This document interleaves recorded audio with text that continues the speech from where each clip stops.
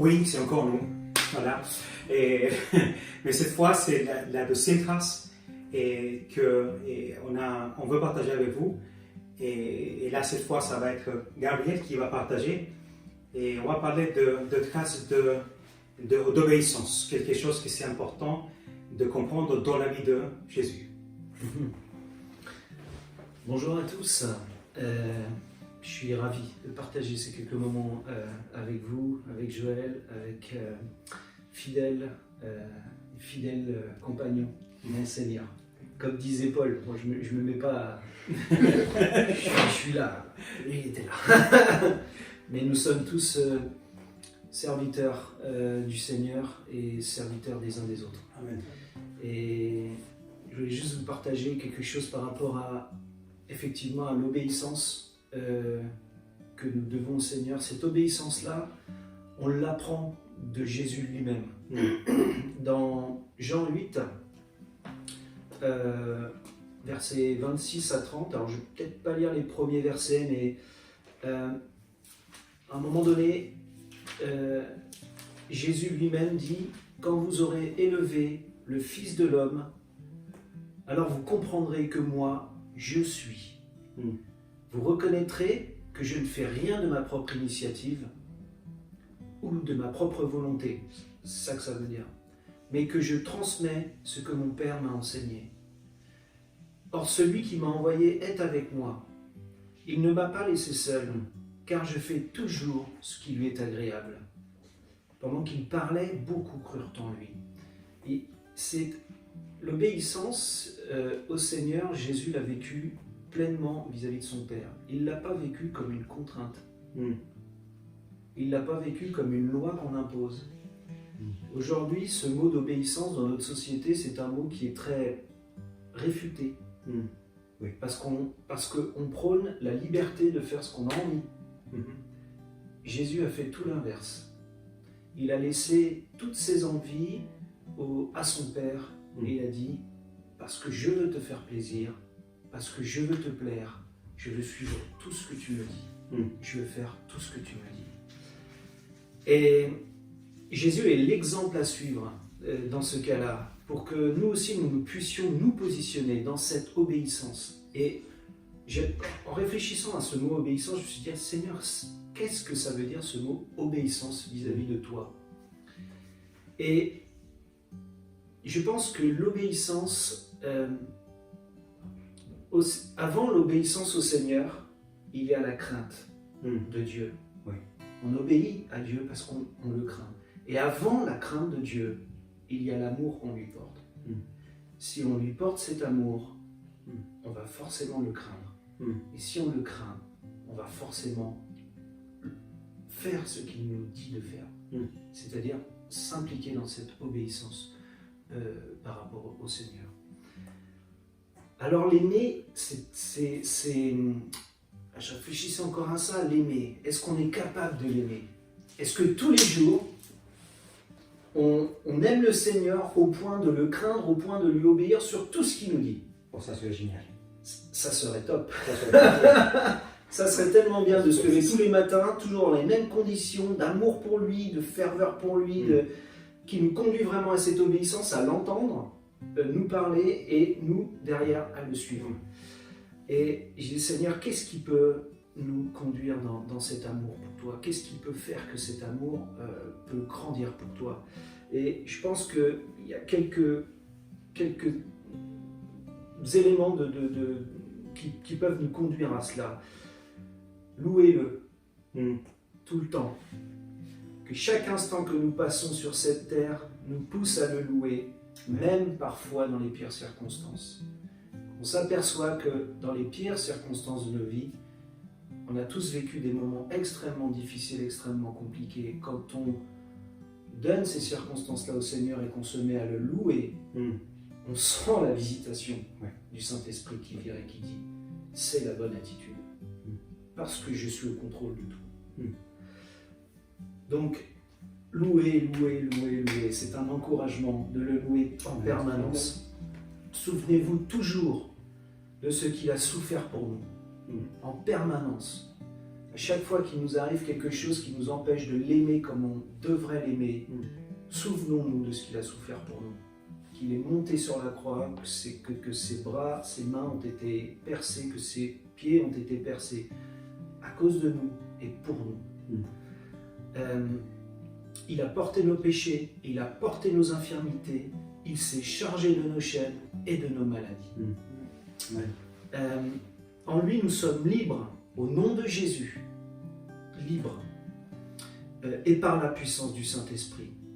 Et puis, une dernière chose, si nous avons parfois du mal à l'aimer, alors invitons le Saint-Esprit dans nos vies. N'ayons pas peur de dire Seigneur, je ne suis pas capable. Je me sens aujourd'hui incapable. C'est pas grave. À ce moment-là, invitons le Saint-Esprit dans nos vies pour qu'il vienne nous remplir de lui et nous transformer nos pensées, transformer notre bouche, pour que notre bouche arrive à dire ce que lui nous inspire. Donc n'hésitons pas vraiment, quand ça ne va pas bien, à dire Seigneur, je veux que tu viennes dans mon cœur plus profondément, plus profond. C'est quelques petits chemins qui nous permettent de l'aimer un peu plus chaque jour, qui nous emmènent à la crainte de lui et qui nous emmènent vers l'obéissance à ce qu'il nous dit. Ces choses-là travaillent nos cœurs. Alors cet amour grandissant pour son nom va parallèlement faire grandir l'amour que nous avons les uns pour les autres.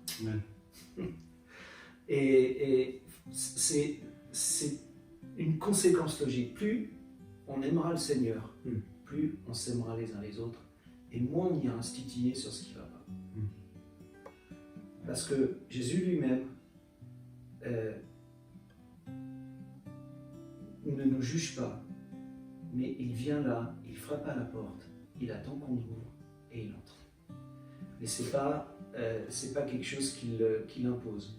Et nous, souvent, dans nos contacts avec les uns et les autres, il y a beaucoup de frottements, beaucoup de j'ai raison, beaucoup de je pense avoir la vérité. Et tout ça ne sert pas à l'amour que nous devrions avoir les uns pour les autres. Et je crois sincèrement que plus nous irons vers cet amour pour le Seigneur, et plus nous irons vers l'amour que nous devrions avoir les uns pour les autres. Donc l'amour est une grande puissance dans le royaume de Dieu. Tout est dirigé par son amour. Tout est dirigé par son amour. De notre côté, demeurons dans cette progression continuelle de l'aimer. C'est une délivrance également. Car en allant de plus en plus profondément dans son amour, nous ressentirons de moins en moins le besoin d'exister. Aux yeux des autres, et notre but sera plus de faire notre volonté, mais de considérer l'autre et non nous-mêmes. De plus en plus. C'est ce qu'on voit dans Philippiens 2, verset 3. Ne faites donc rien par esprit de rivalité, d'égoïsme, les deux traductions existent, ou par un vain désir de vous mettre en avant. Au contraire, par humilité, considérez les autres comme plus importants que vous-même et que chacun regarde non ses propres qualités, mais les qualités de l'autre. En aimant le Seigneur de tout son cœur et en faisant de chaque jour une occasion de lui donner la première place, nous irons de plus en plus dans une sainte crainte de son nom, en obéissant à sa volonté par la grâce et la puissance du Saint-Esprit qui nous habite. Et par là, nous développerons petit à petit la considération de l'autre, l'amour pour notre prochain, l'envie de ne pas blesser, l'envie farouche de ne pas blesser, mais de tout faire pour qu'il se sente aimé, porté, apprécié, comme le Seigneur nous aime. Et il ne faut pas oublier une chose, c'est que Jésus aimait tellement son Père qu'il disait qu'ils étaient un. Et dans les évangiles, Jésus, quand il a prié avant d'être livré, il a eu ce grand moment de prière où il a prié pour ses disciples. Il a dit, comme ils soient un, comme moi et le Père, nous sommes un, qu'ils s'aiment d'un même amour. Alors par nous-mêmes, c'est impossible de lui plaire. Mais les choses se font par la grâce du Saint-Esprit. Et développons cette confiance que nous avons dans le Seigneur, dans sa capacité à lui de nous rendre capables. Et pour terminer, je pensais à un chant que j'affectionne particulièrement, qui est un chant assez celtique, ça vient d'Angleterre et d'un peu plus haut peut-être même, qui dit « Toutes mes ambitions, mes projets, je les abandonne entre tes mains, car je ne suis libre que dans ta volonté. » Voilà, les amis. Qu'est-ce que tu as pensé? Sincèrement, j'ai même pas envie de rajouter quelque chose parce que j'ai envie encore de conserver tes paroles. C'est pas pour faire genre, mais j'ai un seul regret, c'est de ne pas avoir un stylo parce que j'aurais bien voulu noter des trucs que tu as dit quand tu as commencé. On dit que souvent l'obéissance, on prend ça comme une contrainte. Tu as commencé par ça et en fait, c'est vrai que dans ce monde, en fait, on prend ça comme si c'était contraignant. En fait, on doit obéir en fait et quand tu revas à la source, l'amour en fait. L'amour pour Dieu, parce que des fois c'est vrai que c'est dur d'obéir à Dieu. C'est ça. Des fois c'est dur, je dis, des fois c'est dur d'obéir à Dieu. Et c'est vrai que quand tu fais la chronologie des choses, en fait, et ben, ça part d'un amour. Et quand tu dis comment aimer Dieu, quand on se souvient de ce qu'il a fait pour nous, de comment il a souffert, tu te dis ah ouais, merci Seigneur, parce que ça a rempli notre cœur d'amour. Et tu dis mais je suis prêt à t'obéir, sachant que comme tu dis, bah, là, ton chant ne se sent libre que dans sa volonté. C'est que dans sa volonté qu'il y a le meilleur pour nous en fait. Exactement, c'est ça. Et c'est en fait, tu te rends compte, c'est qu'en obéissant à Dieu, en fait, c'est là que tu es dans ta sécurité. Exactement. Et Exactement. franchement, c'est ça qui me touche et c'est ça que des fois, même en tant que chrétien, en plus ça va faire bientôt 10 ans que je suis chrétien, même si j'ai que 27 ans, des fois on se dit, bah c'est bon, j'obéis à Dieu tous les jours, etc. Mais quand tu me parles là, je me dis, bah en fait, j'ai encore beaucoup de chemin à faire. Oui, on a tout ça. Par rapport à l'obéissance que j'ai envers Dieu. Je pense que jusqu'à notre dernier souffle, Oui, j'ai encore beaucoup de chemin à faire. Et je pense qu'après, je vais prier en disant, bah Seigneur, augmente mon amour pour toi. C'est ça.